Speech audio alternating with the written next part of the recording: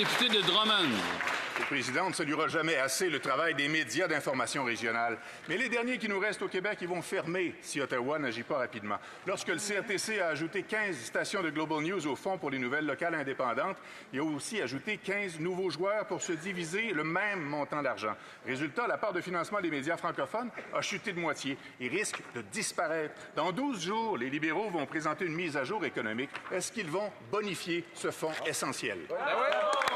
L'honorable ministre de l'Identité et de la Culture canadienne. Monsieur le Président, comme le député le sait très bien, que ce soit le crédit d'impôt pour les journalistes, le fonds des médias ou le fonds pour les journaux locaux, nous cesserons jamais d'appuyer un écosystème francophone fort, médiatique et indépendant.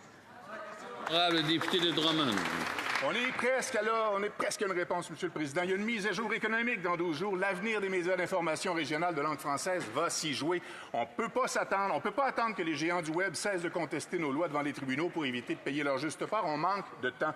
Il doit offrir aux médias électroniques son crédit d'impôt pour la main-d'œuvre journalistique, comme il le fait pour les médias écrits. Il doit bonifier le fonds pour les nouvelles locales indépendantes. Il doit aussi cesser de récompenser la publicité sur les plateformes des GAFAM. L'avenir se joue maintenant. Est-ce que la mise à jour économique va venir au secours de nos médias d'information régionale? Oui.